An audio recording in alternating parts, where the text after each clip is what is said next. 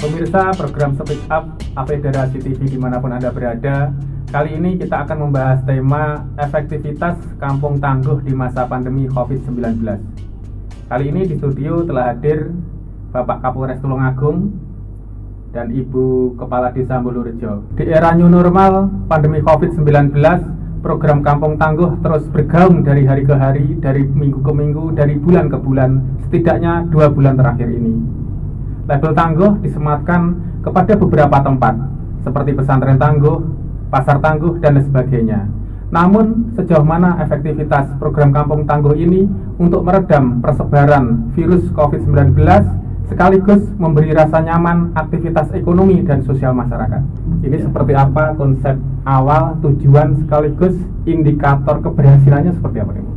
Jadi Kampung Tangguh Semeru ini berbasis problem oriented policing, di mana diharapkan bahwa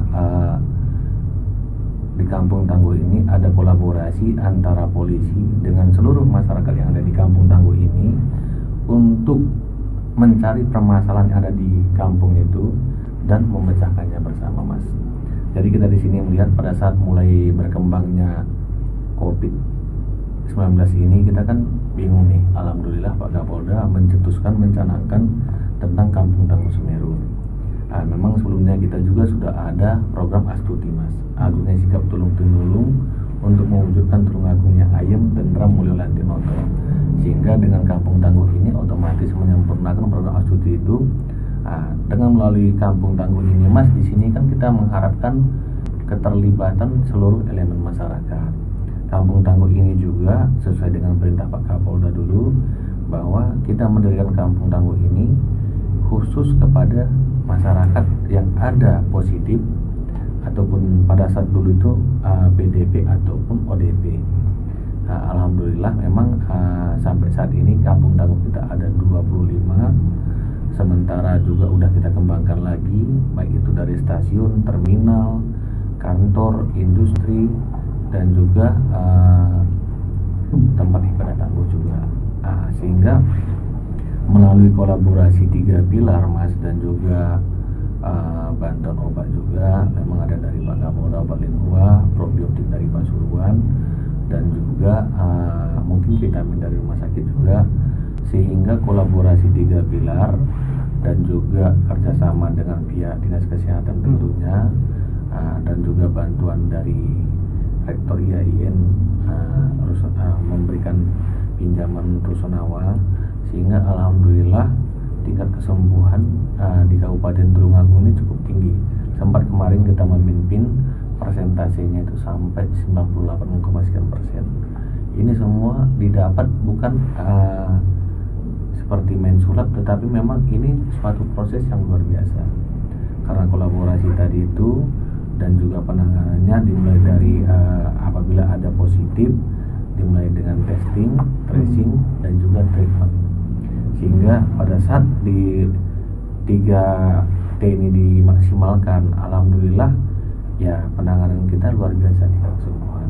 Dan Tulungagung juga bisa dikatakan kemarin kita juga paparan di Polda, salah satu kabupaten yang menjadi success story penanganan COVID. Kalau masing-masing itu kan tempat ada labelingnya sendiri, misalnya pesantren tangguh, pasar tangguh. Ini masih indikatornya seperti apa dan secara umum keberhasilannya bahwa program ini sudah berjalan dan berhasil gitu, atau ada kendala-kendalanya gitu? Memang alhamdulillah, Mas, pada saat kita ada positif seperti mungkin di Mbulurejo dulu, kebetulan juga anaknya Mbak Indra ini juga memang positif, terus PDP-nya juga banyak, ODP juga banyak. Dengan masyarakat ini menerapkan protokol kesehatan, dan yang perlu kita ketahui dulu bahwa di Kampung Tangguh ini ada beberapa macam ketahanan, dimulai dari ketahanan kesehatan, ketahanan pangan, ketahanan keamanan, ketahanan budaya, dan juga sebagai informasi. Sehingga melalui ketahanan-ketahanan ini juga masyarakat ini juga sudah siap semua untuk menghadapi COVID. Mereka juga sudah mengikuti protokol kesehatan yang seperti dianjurkan oleh pemerintah, dimulai dari keluar rumah menggunakan masker, rajin mencuci tangan, penerapan physical distancing, dan juga social distancing. Sehingga pada saat udah diterapkan ini semua, otomatis penyebaran COVID ini kan bisa diputus nih Mas. Masyarakat udah paham, sehingga pada saat penyebaran COVID ini bisa kita tahan, dalam arti kata bisa kita putus, yang sakit ini kan otomatis akan sembuh, termasuk ODP, PDP semua ini, sehingga bisa dijadikan percontohan buat desa-desa yang lain. Selain sebagai untuk meredam COVID kan juga memberikan rasa nyaman aktivitas ekonomi dan sosial masyarakat ya. Iya, ini untuk sekali. Ya. Iya. Seperti yang ada program sebelumnya di awal-awal kan sempat ada reaktif seperti penutupan kafe lah segala macam. Ini terkait mungkin jam malam atau ada kebijakan perubahan dan kaitannya dengan memberi kenyamanan sosial dan ekonomi aktivitas masyarakat. Ya, jadi memang Mas, awal-awal otomatis pada saat mulai merebak penyebaran COVID-19 di Tulungagung, kita juga kan otomatis rapat intens dengan Forkopimda, termasuk juga Dr. Bri sebagai Direktur Rumah Sakit Iskak dan juga Kadinkes. Kita selalu, termasuk juga Pak Dandim dengan rombongan Somatik, khususnya dulu masih ada Satgas itu. Nah, udah gitu kita selalu intens komunikasi apa langkah-langkah yang kita laksanakan, terutama ya penyemprotan dengan disinfektan dan lain sebagainya. Memang Tulungagung ini Mas kan terkenal warung kopi ataupun tempatnya budaya. Nah, di sini kita melihat bahwa salah satu fasilitas yang mereka siapkan adalah wifi gratis.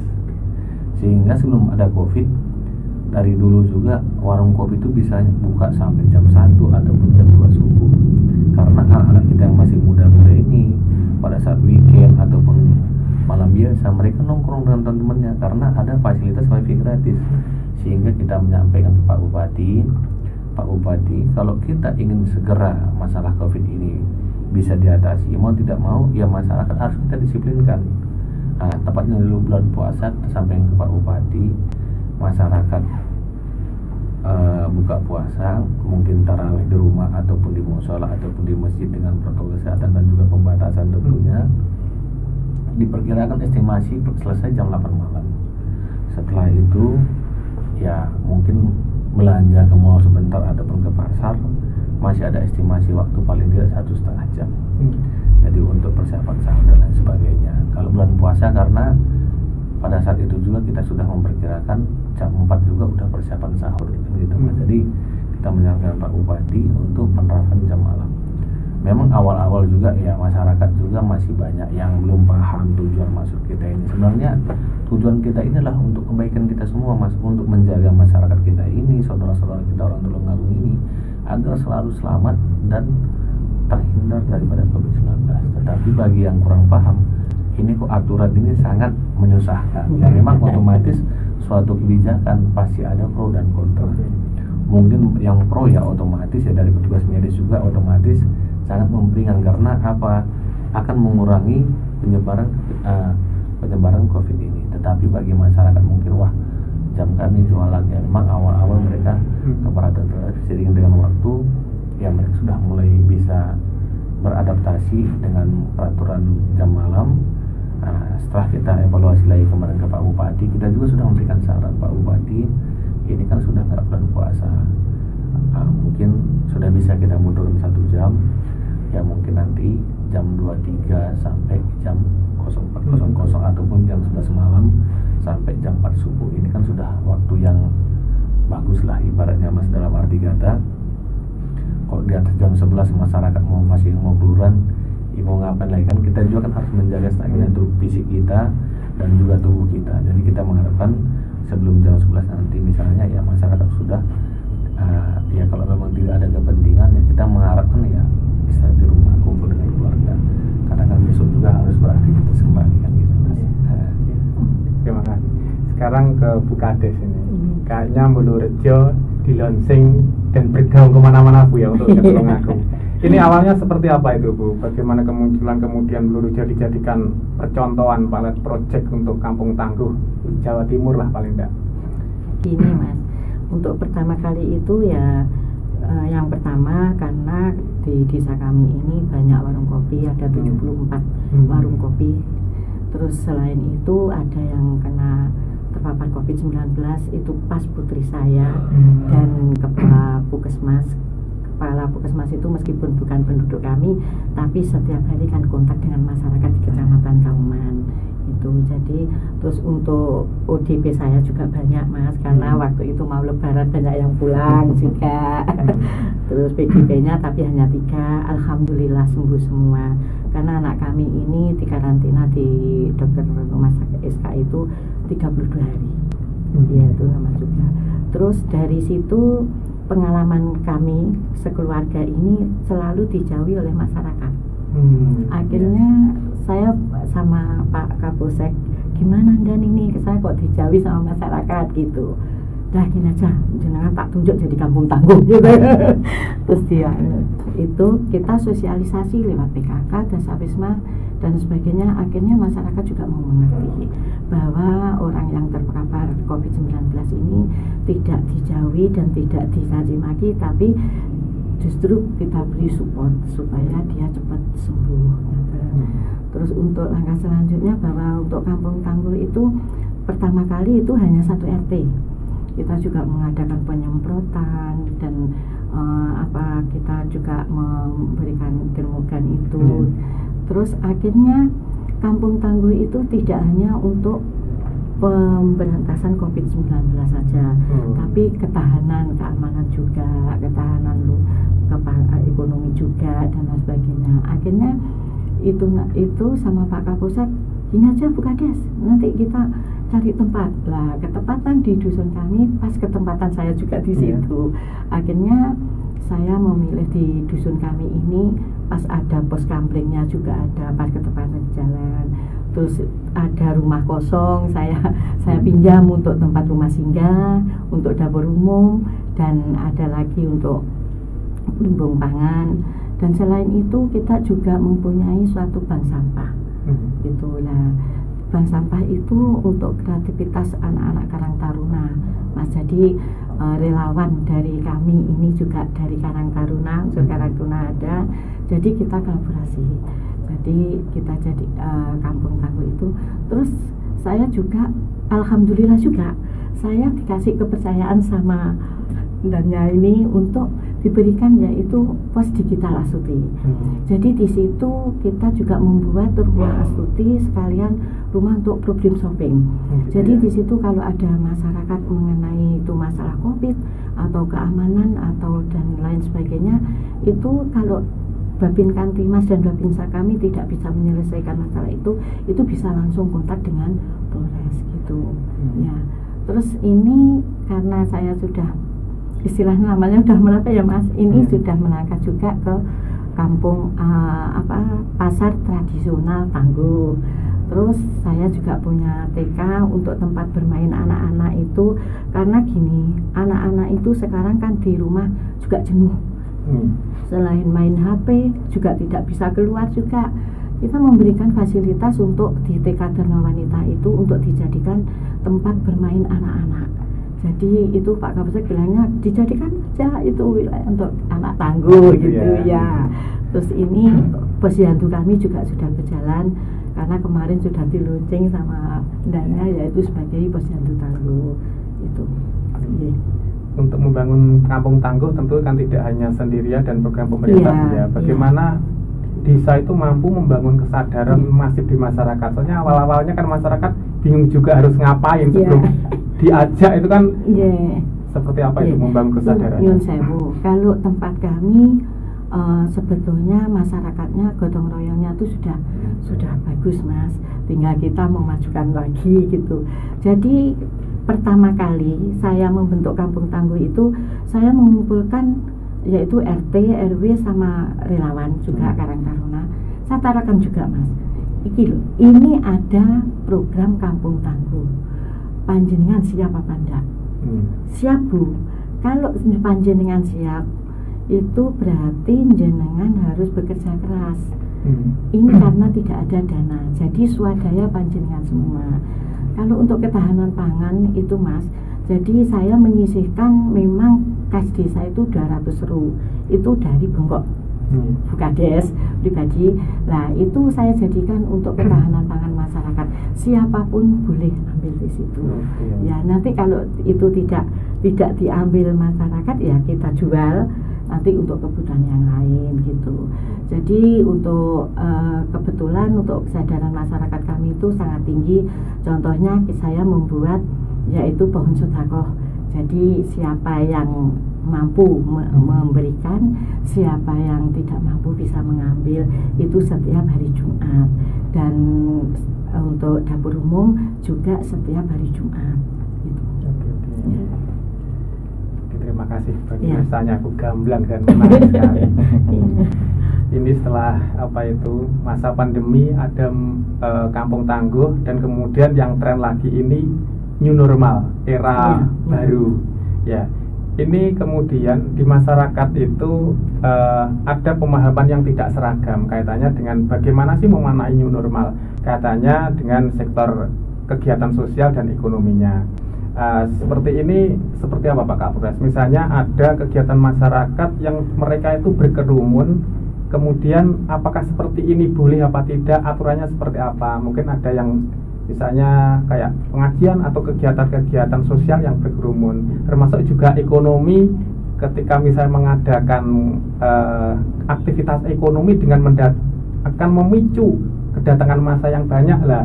Ini seperti apa harusnya kebingungan ini dijawab, atau mungkin ada sosialisasi nanti juga di pihak desa bisa seperti apa? Jadi memang untuk menyambut adaptasi kebiasaan baru ini Mas, kalau dulu ini normal, sekarang adaptasi kebiasaan baru. Jadi memang di sini memang kita mengharapkan sesuai dengan program Pak Presiden juga, bahwa sesuai dengan moto kita pada saat Hari Bayangkara kemarin, Kamtibmas kondusif, masyarakat semakin produktif. Jadi kita mengharapkan juga masyarakat ini semua mengikuti tentang protokol kesehatan, tetapi produktivitas mereka bekerja ataupun produktivitas mereka melaksanakan kegiatan ekonomi itu tetap dengan catatan bahwa yang mereka bekerja wajib menggunakan masker, sering mencuci tangan, penerapan physical distancing dan juga social distancing, sehingga mereka bekerja juga aman, sehat, dan juga terhindar dari COVID tentunya.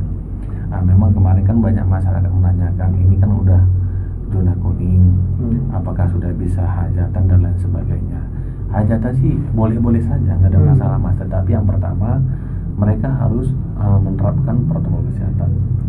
Tamu wajib dicek mungkin dengan termogan, udah gitu ada tempat mencuci tangan, dan juga memang sementara untuk pembatasan juga memang Mas. Ya dalam arti kata, contoh misalnya kalau misalnya di gedung ataupun di rumah itu, kalau misalnya di rumah di halamannya itu biasanya muat untuk sekitar 50 orang. Jadi untuk physical distancing otomatis nggak mungkin dipenuhi 50, ya mungkin 20 orang dulu, nanti 20 orang bergantian lagi, ada yang balik baru masuk lagi. Jadi ibaratnya di sini juga kita mengharapkan kesadaran dari masyarakat itu untuk mengikuti protokol. Nanti kita juga membutuhkan bantuan TNI Polri, kita juga siap untuk membantu pengamanan dan mengarahkan. Itu yang kita bilang tadi, sesuai dengan motonya Pak Kapolda, disiplin adalah vaksin. Kalau itu disiplin, misalnya orang mau hajatan nih, mau di gedung ataupun di rumah, mereka sudah mengetahui. Kemarin juga kan sudah ada kelompok dari SON itu juga melaksanakan geladi juga di pendopo, karena memang ibaratnya bulan sekarang kan bulan bagus kalau kita orang Jawa Mas ya. Tetapi yang perlu kita sampaikan di sini bahwa ya melaksanakan kegiatan itu mungkin waktunya mungkin diperpanjang bisa, tetapi kalau memang masih ditunda boleh sih ya, nggak ada masalah Mas. Karena tetapi harapan kita jangan nanti kegiatan sosial yang cukup besar ini menjadi kluster baru tentunya. Nah maka dari itu kita memberikan himbauan kepada masyarakat agar warga saudara-saudara kita yang juga bijak untuk melaksanakan suatu kegiatan seperti misalnya warung, rumah makan dan lain sebagainya. Ya ibaratnya silahkan, tetapi protokol kesehatannya, physical distancing ini yang paling penting. Karena kita tidak tahu apabila seseorang itu misalnya mereka berperan sebagai OTG, orang tanpa gejala ini kan agak susah juga Mas. Ini yang perlu kita antisipasi tentunya. Karena kita tidak mungkin mau ya kita sudah berusaha bekerja sinergitas kolaborasi dengan 3 pilar dan juga kesadaran masyarakat yang sudah mulai tinggi. Kita jangan sampai lengah ataupun jangan sampai kendor, karena memang harus kita sadari dan pahami bahwa COVID ini masih ada. Tetapi pada saat sekarang ini kita juga dengan Prokopimda mulai fokus untuk pemulihan ekonomi tentunya. Nah ini makanya kita bilang tadi akan kita evaluasi terus. Ibaratnya kita juga menyampaikan ke Pak Bupati apa yang kami perlu perbuat TNI Polri untuk pemulihan ekonomi ini. Apa yang bisa kami perbuat, apa yang bisa kami bantu. Ini pasti akan kita selalu sampaikan, karena kami juga menyampaikan dari awal bahwa tugas polisi sekarang ini bukan hanya menjaga situasi Kamtibmas yang aman, damai, dan kondusif, tetapi saya menyampaikan kepada anggota kita semua, anggota Polres Tulungagung, bahwa kita juga selain menjaga Kamtibmas harus juga bisa ikut mengambil peranan walaupun sedikit, ikut membantu walaupun sedikit, bagaimana caranya kita mensejahterakan masyarakat Tulungagung, memajukan perekonomian Tulungagung, dan memajukan perekonomian masyarakat. Ini harus kita galakkan kembali kepada anggota dan juga kepada masyarakat. Harapannya ini ya perbaikan ekonomi ya harapannya. Iya, betul sekali Mas.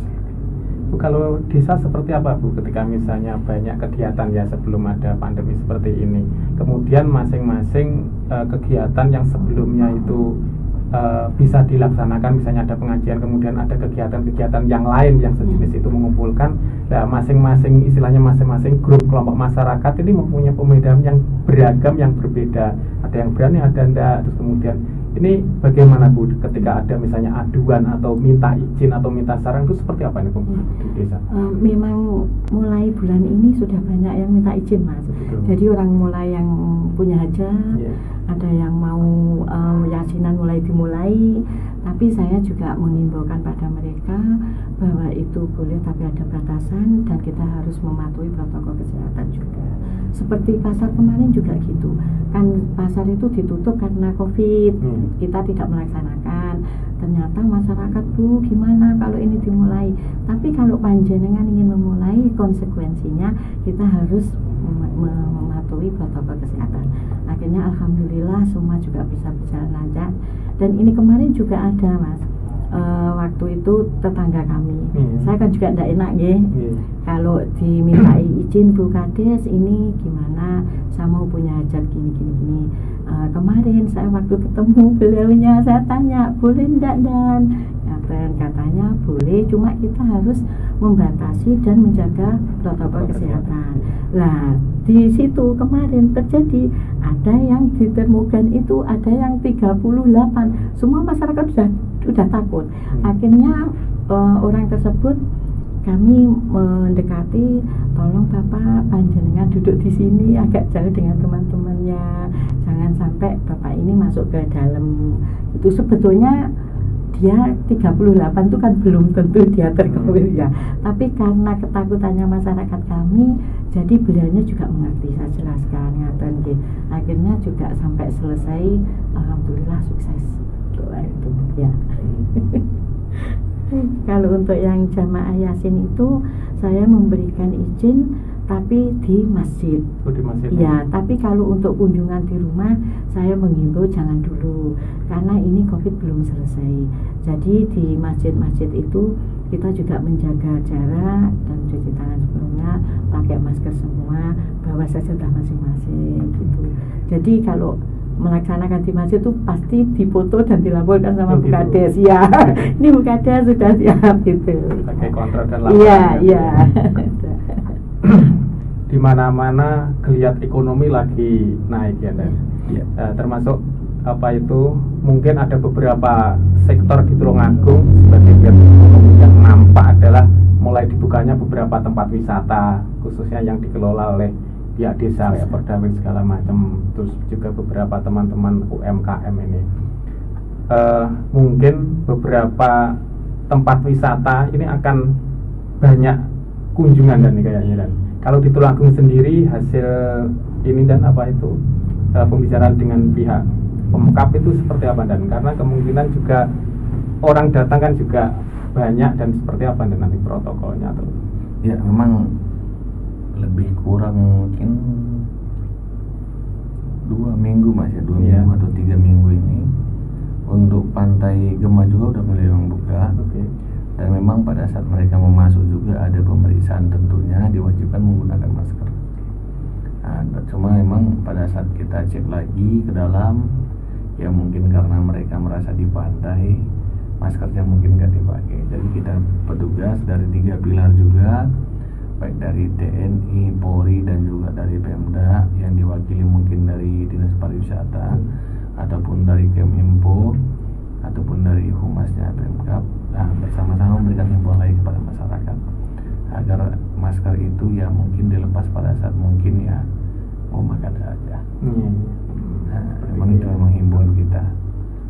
Ya harapannya ya biar jangan sampai nanti ada penyebaran tentunya. Oke. Ini harapannya tidak ada penyebaran, dan ini jika sebagai antisipasi dan ketika new normal sudah berjalan, sudah program mulai berjalan, kemudian ada muncul klaster-klaster itu, apakah ada evaluasi dan terkait kebijakan-kebijakan yang sudah dilaksanakan ini? Dan otomatis Mas, kita juga setiap hari melaksanakan ANEF ya, analisa dan evaluasi. Apabila ada yang bertambah kita kan ada kerjasama kolaborasi 3 pilar ini pada saat melaksanakan testing, tracing, dan juga treatment itu. Jadi pada saat ada yang reaktif ataupun positif, maka akan dilaksanakan tracing didampingi oleh Babinsa atau Babin Kamtimas. Setelah itu kalau memang ada yang reaktif, maka akan segera diisolasi di Rusunawa, maka akan segera diberikan obat. Nah, sementara di lain daripada itu Mas, kita juga sekarang sudah mulai fokus juga sebagai bentuk kepedulian kita terhadap dunia pendidikan juga. Kemarin kita juga meluncing mobil pintar dan motor pintar. Kita kerjasama dengan perpustakaan daerah, buku-bukunya kita pinjam. Nah, selanjutnya juga kemarin ada bantuan laptop sebanyak 4 unit juga dari Pak Arteria, Komisi 3 DPR. Ini kita berdayakan untuk operator Babin ini, pengenalan tentunya kepada anak-anak kita yang di desa-desa Mas, karena ya mungkin mereka tidak memiliki laptop, ya paling tidak Babin itu bisa mengajari, memberikan pengenalan kepada mereka seperti ini loh penggunaan laptop, dan juga mengajak anak-anak kita untuk semakin rajin membaca. Karena anak-anak kita sekarang ini ya kalau kita lihat dengan adanya handphone ini, mereka lebih senang main gadget, main game, sehingga otomatis akan mengurangi keinginan untuk membaca.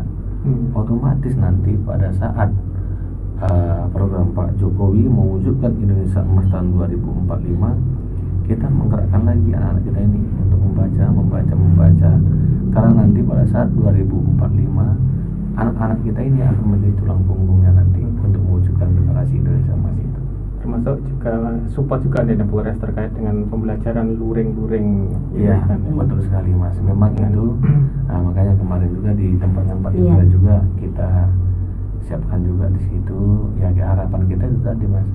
Karena kan anak-anak ini kalau misalnya mereka sistem daring ataupun luring ini kan mereka kan jenuh di rumah terus. Iya. Makanya melalui kawasan anak tangguh ini mereka juga di situ bisa melaksanakan pembelajaran tentunya, tetapi dengan mengikuti protokol kesehatan. Terus kita juga ada guru-guru yang bisa kita ajak saling mengajarilah kepada anak-anak didik ini semua, sehingga paling tidak jangan sampai nanti Kabupaten Tulungagung ketinggalan dari segi pendidikan. Nah, ini terakhir ke Bukades. Dulu awal-awal ketika awal-awal COVID-19 itu, kemudian warga antusias sekali untuk menjaga desa, kemudian muncul yang dulu tidak ada pos kampling, bahkan muncul portal-portal segala macam. Sampai sekarang seperti apa Bu ini program itu, terus kesadaran seperti itu di masyarakat seperti apa? Alhamdulillah ini masih jalan. Ya. Tempat kami masih jalan semua Mas. Jadi setiap malam masih ada masyarakat yang jaga di situ, meskipun sampai jam 12 sekarang. Karena apa? Karena kalau pagi semua juga bekerja, jadi nanti yang meneruskan adalah istilahnya wakes. Waktu itu yang menjaga pos kampling itu setiap jam 12 kan keliling ke rumah warga itu Mas. Jadi bangunin warga pakai kentongan itu itu masih jalan kalau di tempat kami di sana. Kalau portal-portal Iya. masih atau ada Kalau kebijakan? portal itu masih ada di jalan utama. Jalan utama Itu saja tetap ya? ya, tetap masih ada. Kalau yang untuk di gang-gang itu sudah hilang semua ya. Tapi kalau penjagaan masih karena gini Mas, kan juga saya juga minta ke masyarakat gimana udah capek apa belum. Harapannya semoga Tulungagung aman-aman Iya. saja, berjalan, Iya. ekonomi semakin tumbuh ya dan ya. Iya. Amin, amin, amin. Ini untuk closing statement dan di akhir acara mungkin dari Pak Kapolres ada yang ingin disampaikan. Jadi kita mengimbau kepada seluruh saudara kami warga Tulungagung, ayo sama-sama kita patuhi protokol kesehatan yang dianjurkan oleh pemerintah. Keluar rumah wajib menggunakan masker. Yang kedua, sering mencuci tangan. Yang ketiga, penerapan physical distancing ataupun jaga jarak dan juga social distancing.